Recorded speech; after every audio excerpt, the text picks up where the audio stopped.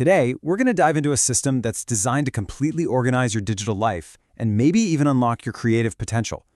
We are going to talk about building a second brain. Let this one sink in, because it's the core premise of everything we're about to cover. Your brain, it's an amazing idea generation machine. But you know what? It's a really terrible file cabinet.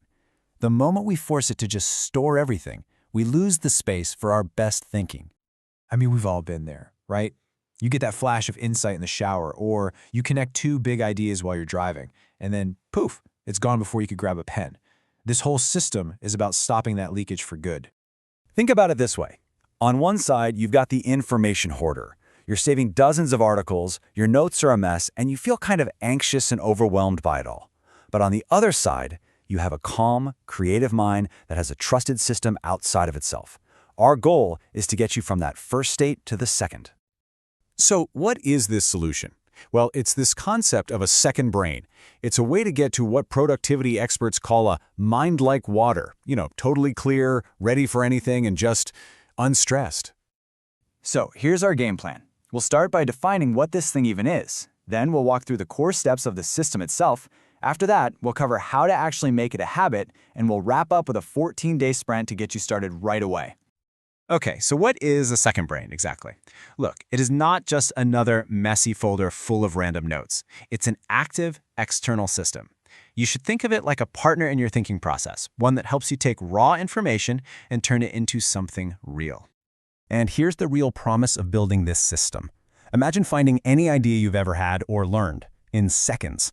Imagine connecting different thoughts to see brand new patterns. And, this is a big one, imagine actually being able to switch off and relax, knowing your system has your back. That is the power we are trying to tap into here.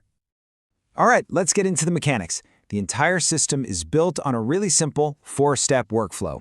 We're going to start with the first two, capture and organize. And this is it, CODE. It stands for Capture, Organize, Distill, and Express.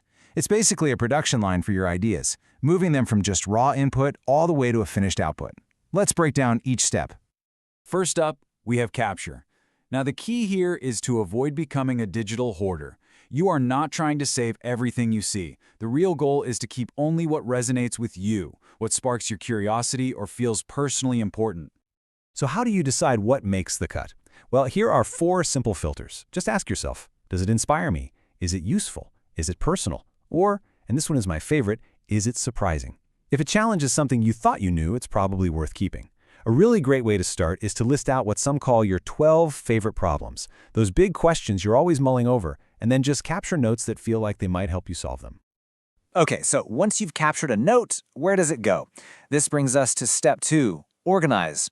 And the most crucial part here is that you organize for action, not just for reference.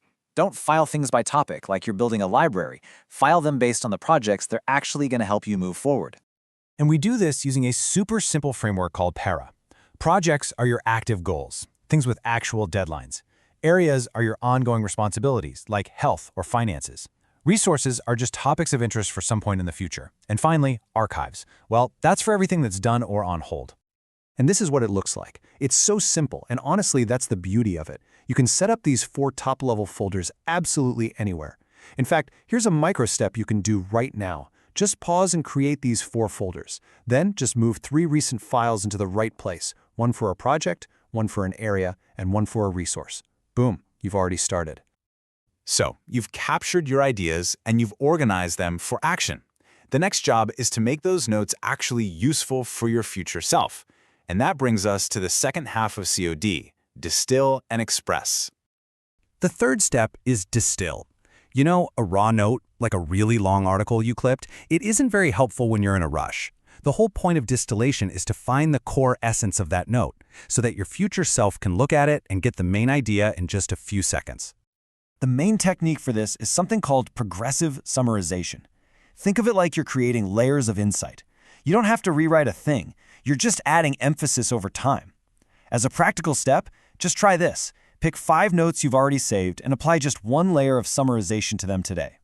And here's how that works in practice. Look, on the left, you've got this raw block of text. It's a wall, it's hard to scan. On the right, That's the same note after distillation. First, you just bold the key phrases. Then, later, you can highlight the absolute most important ideas from within those bolded parts. Now you can get the gist in 5 seconds flat.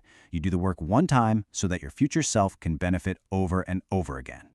And that brings us to the final and maybe the most important step of them all, express. This is where all the value gets created. I mean, all this work of capturing, organizing, and distilling is kind of pointless if it doesn't lead to you creating something new. The whole goal is to show your work. The key idea for Express is something called the intermediate packet. So instead of trying to create some huge project from scratch, you just create these small, modular, reusable building blocks. An outline, a case study, a checklist, a collection of quotes. They become your creative Legos.